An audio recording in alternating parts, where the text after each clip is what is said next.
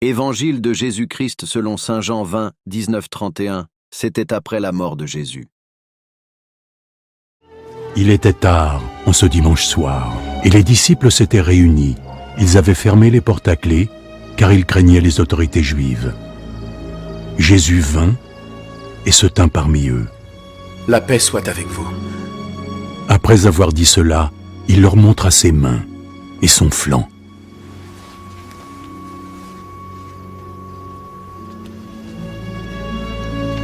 Les disciples furent remplis de joie en voyant le Seigneur. Jésus leur dit de nouveau: La paix soit avec vous.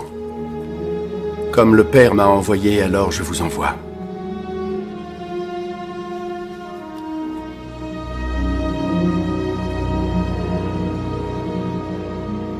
Ensuite, il souffla sur eux.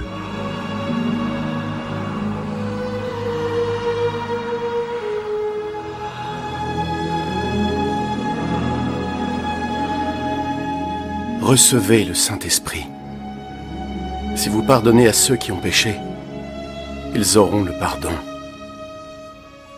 Si vous ne leur pardonnez pas, ils ne l'obtiendront pas.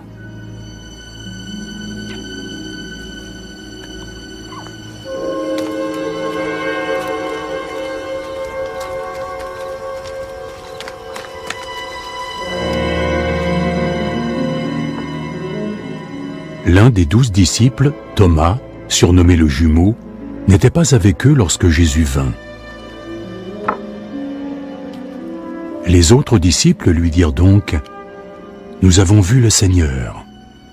Moi, si je ne vois pas la trace des clous dans ses mains, et pouvoir poser le doigt sur sa blessure, poser ma main sur son flanc, jamais je ne croirais ça, non.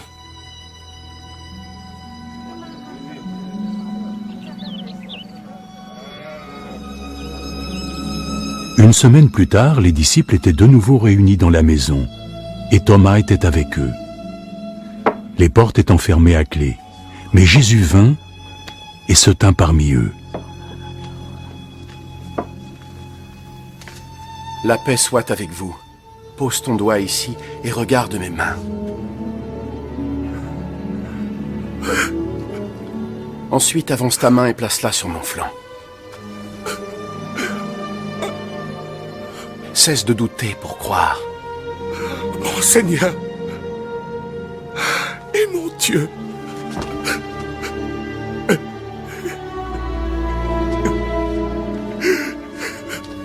Est-ce que tu crois? Parce que tu m'as vu. Comme ils sont heureux ceux qui croient sans même m'avoir vu.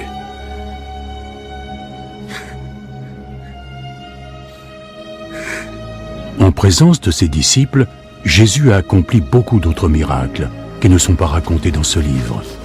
Mais ceux qui y ont été retranscrits l'ont été afin que vous croyiez que Jésus est le Messie, le Fils de Dieu, et qu'à travers votre foi en lui, vous trouviez la vie.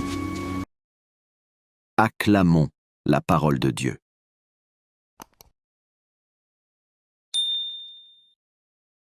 C'est le premier jour de la semaine. Celui qui se rend présent dans le lieu verrouillé où sont réfugiés les disciples, c'est le ressuscité. Celui qui est capable de toutes les traversées. La mort ne l'a même pas retenu.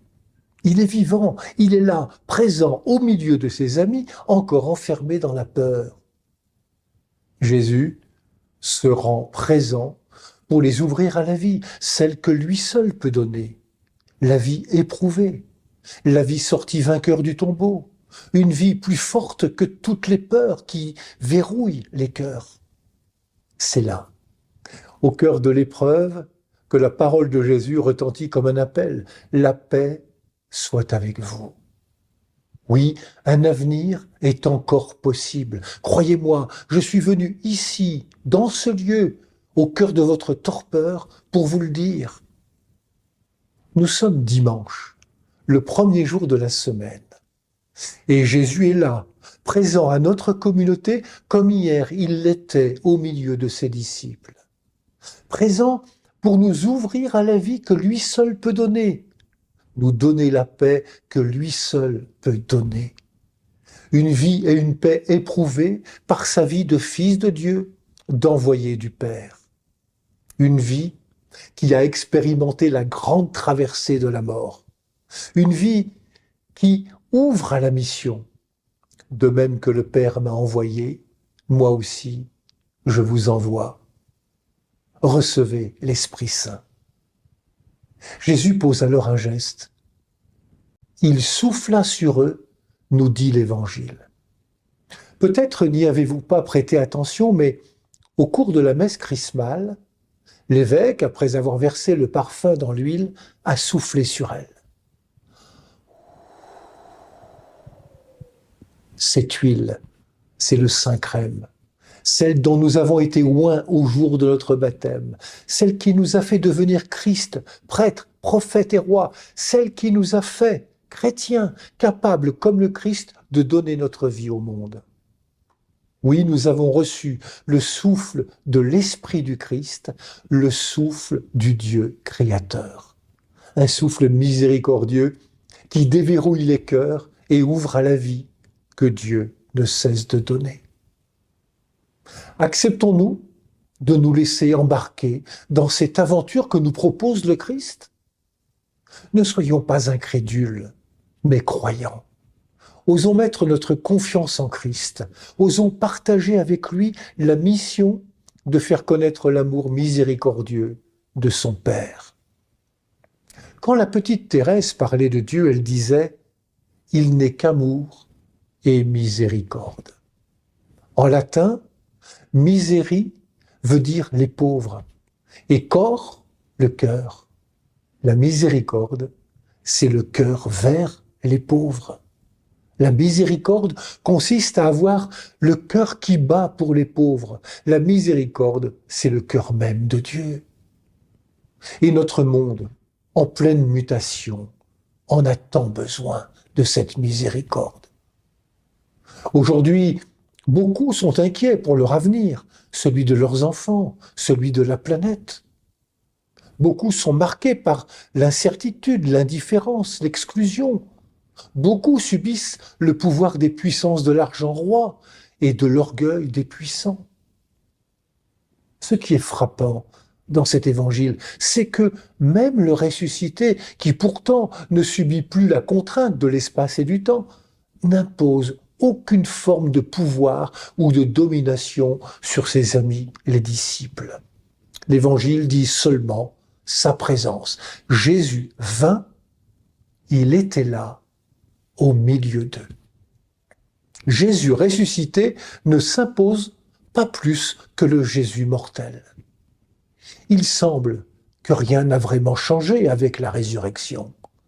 Jésus se rend présent, il appelle à la foi, il envoie en mission.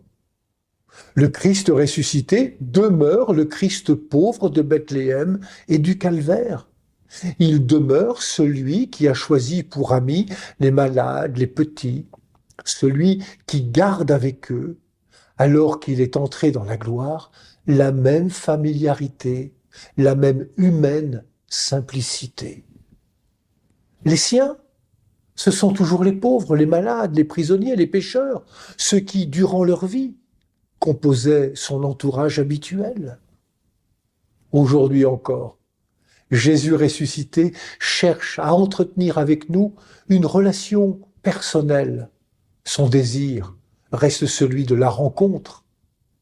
Dans l'Évangile, il n'oublie pas Thomas. N'est-ce pas pour lui qu'il revient 8 jours plus tard? Ce que Jésus ressuscité attend de nous, c'est que là où nous servons, là où nous peinons, là où nous cheminons sans voir, nous puissions le reconnaître comme Thomas, en lui disant en toute simplicité, « Mon Seigneur et mon Dieu ». La force du ressuscité, c'est sa présence miséricordieuse là où la vie est fragile, là où elle est en danger.